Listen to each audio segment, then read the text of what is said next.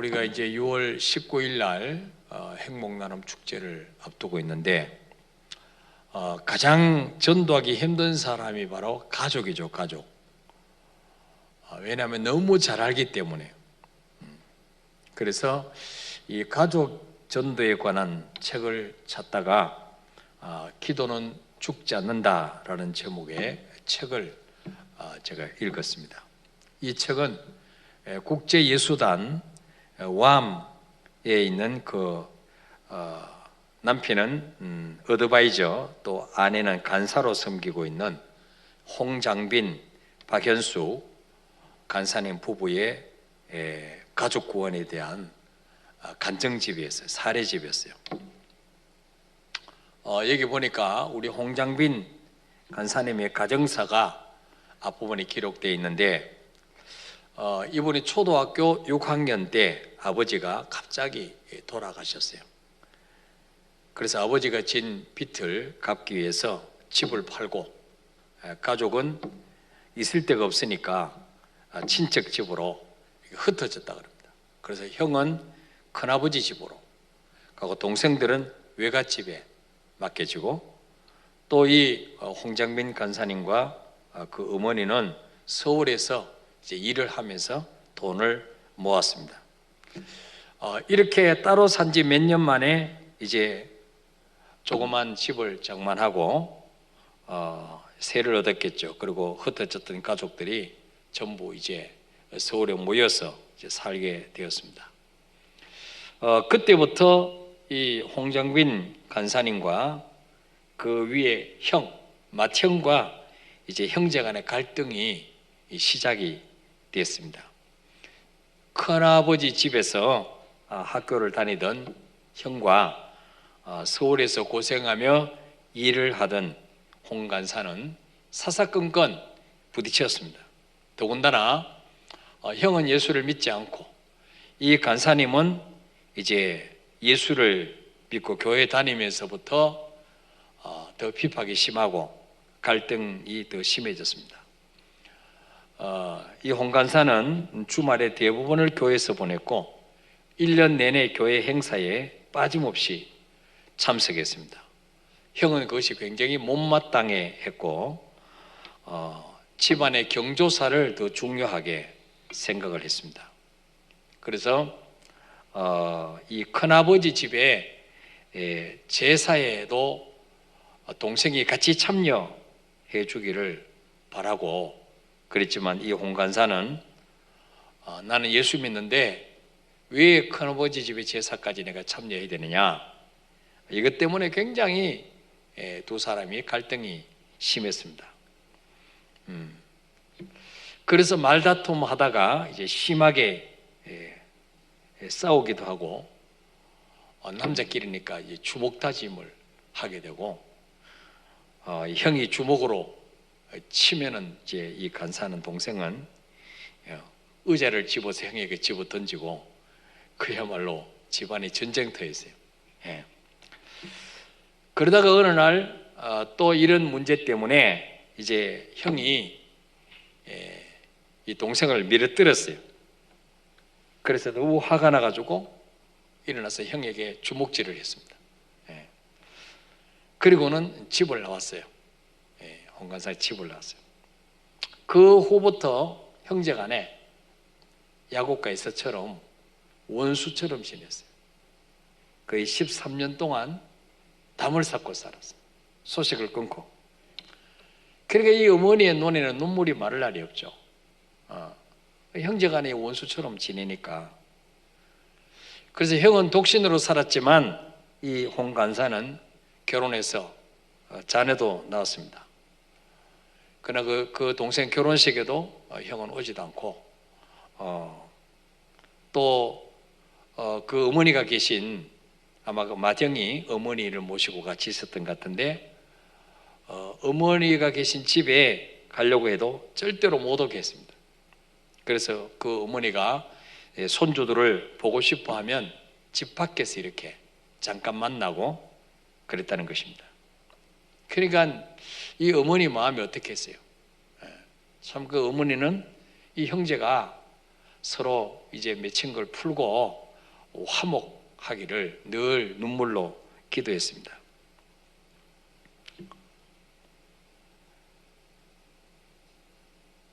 이렇게 야곱과 에서처럼 산지 13년 만에 어느 날 형이 동생에게 직접 전화한 게 아니고 제수 씨에게, 이 홍간사 아내에게 전화를 했습니다. 내일 시바란스 병원으로 오라고 이렇게 연락을 했어요. 그래서 이제 13년 만에 그 쉐보란스 병원 로비에서 형을 만났는데 서로 너무나 어색하죠. 예. 근데 그 형이 어머니가 지금 췌장암 걸려서 말기라고 2달을 살지 못할 거라고 의사가 이야기했다 그랬습니다. 이 홍장민 간사는 형을 만나기 전날 밤에 내일 형을 만나면 뭐라고 말할까 잠이 안 오는 거죠. 그러니까 완전히 야곱이 고향으로 가면서 이제 에서가 군사 400명 거느리고 온다는 소식을 듣고 밤새 하나님과 씨름하듯이 형을 만나면 무슨 말을 꺼내야 할까 기도하려고 해도 기도도 나오지 않고 집중이 안 됐습니다. 잠은 오지 않고 그래서 성경을 폈어요. 마태복음 1장부터 읽다가 잠 오면 자야지 하고 마태복음을 읽는데 이제 4장에 가서 이 4장 17절에 이때부터 예수께서 비로소 전파 이르시되 회개하라 천국이 가까웠느니라 하시더라. 이 말씀을 읽는데 성령께서 강력하게 역사하셨어요. 늘 아는 말씀이고 또 다른 사람이 많이 가르쳤던 말씀인데 회개하라 천국이 가까웠느니라. 이 회개라는 단어가 가슴을 찔렀어요. 그래서 우리 가정이 천국이 되려면 회개해야 되는구나. 형과 관계를 회복하려면 내가 회개해야 된다고 하나님이 말씀하시는구나. 그렇게 생각하고 하나님께 물었습니다. 하나님, 제가 회개할 게 뭐가 있나요? 지금까지는 자기가 피해자라고 생각했어요. 형이 가해자고, 그래서 자기는 그 여러 사람들에게 화목을 가르치고 회복을 가르치면서 자기는 형을 용서한다는 기도만 했어요. 용서받아야 되는데 자기는 형을 용서한다고 그 기도만 했어요. 그날 저녁에 노트를 이렇게 펴놓고 하나님, 제가 형에게 회개할 게 뭐가 있습니까? 기도하는데 과거에 이제 형과 다투고 싸우던 것들이 이렇게 막 스치고 지나갔어요. 그러면서 이제 형을 무시한 죄. 이 동생이 형의 말을 들었는데 형을 우습게 보고 무시한 죄 적었어요. 또 형의 말을 듣지 않는 죄. 형에게 화를 낸 죄. 싸우면서 형을 때린 죄. 하여튼 지금까지는 형이 잘못했다고 여겼는데 성령님은 내가 회개해야 된다. 네가 회개해야 형제간의 화해가 이루어진다. 천국이 이루어진다. 그래서 이거를 적다 보니까 한 페이지가 넘었어요. 그래서 이제 그날 저녁에 처음으로 하나님 앞에 형에게 잘못한 나를 용서해 달라고 눈물로 기도했어요. 예.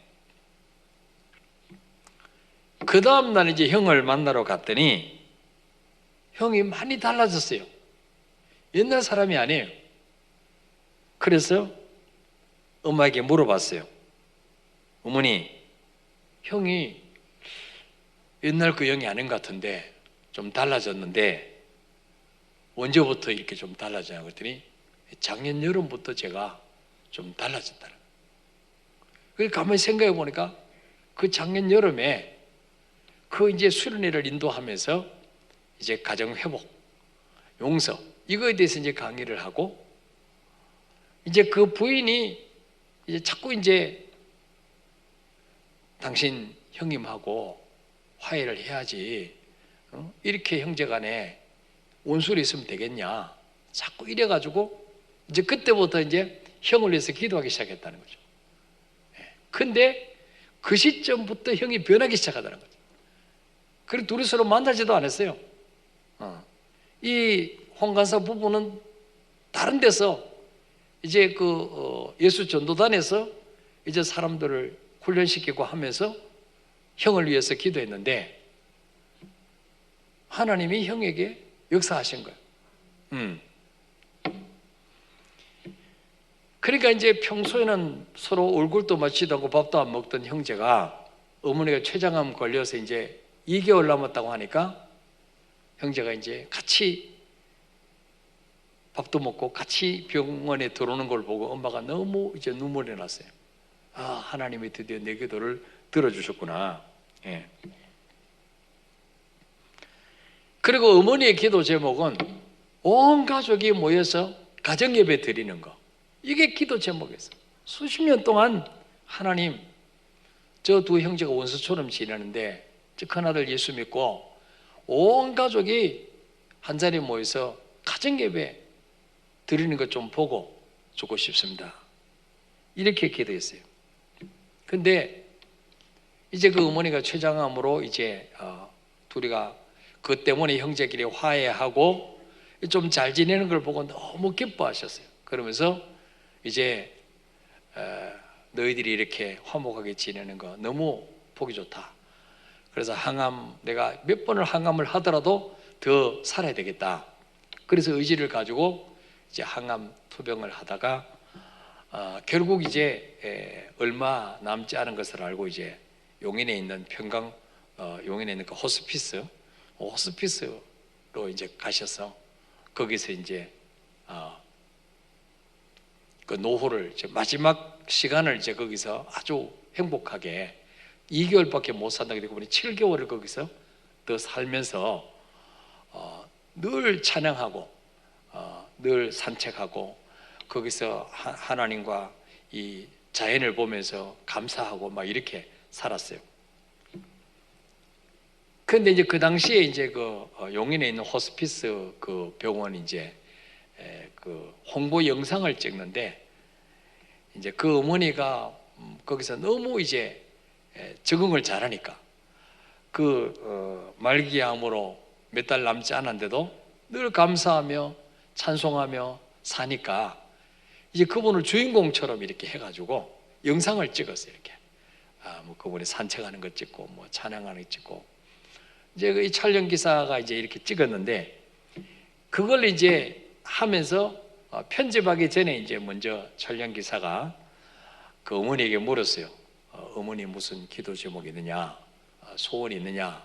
그랬더니 내 소원은 우리 큰아들이 예수 믿고 구원받는 거, 그거 소원이다.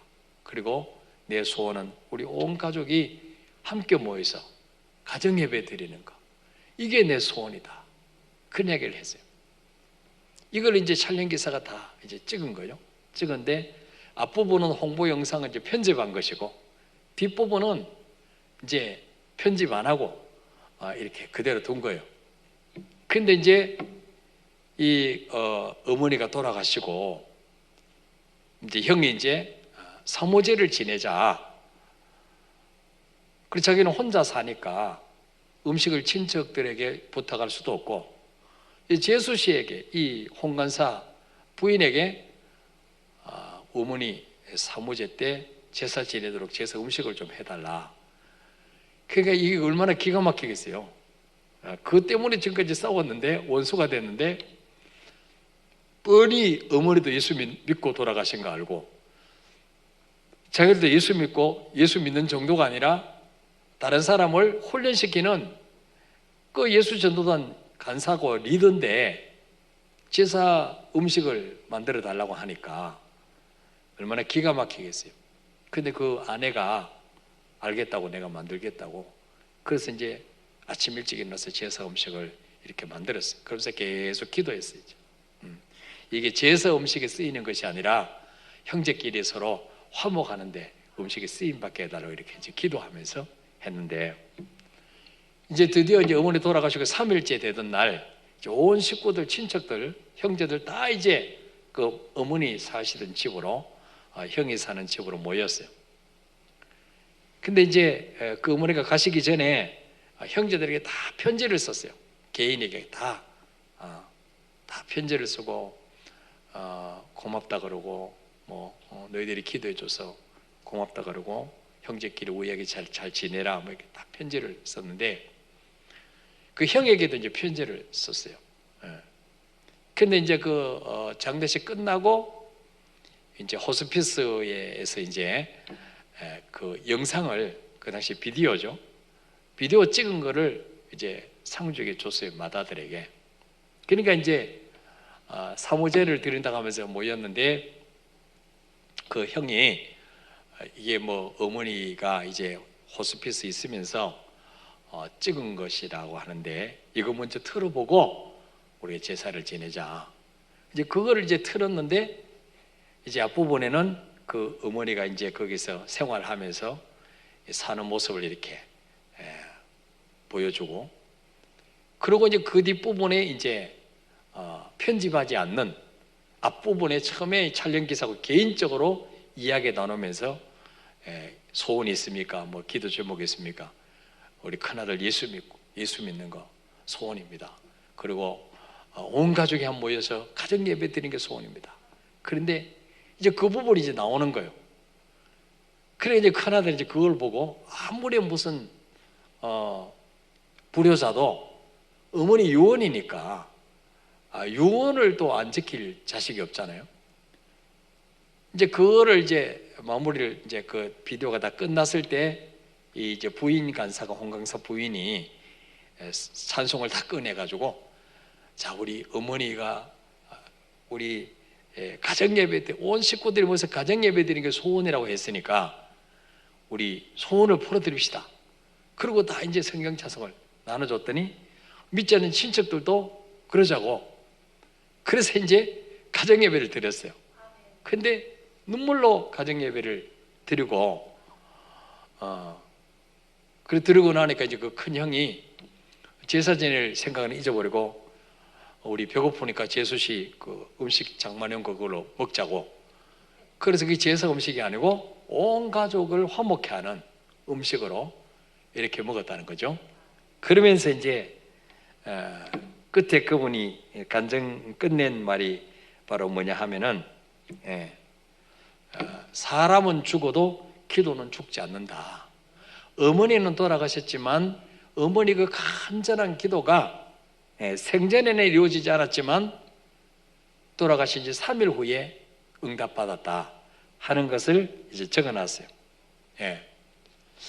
그래서 우리가 이걸 보면서 때로는 가족 구원을 위해서 우리가 기도하는데, 이제 금방 이루어지지 않아서 속상하고 또 힘들지만, 그러나 우리가 기도한 것은 반드시 하나님이 들으시고 언젠가 때가 되면 반드시 응답해 주신다 하는 사실입니다.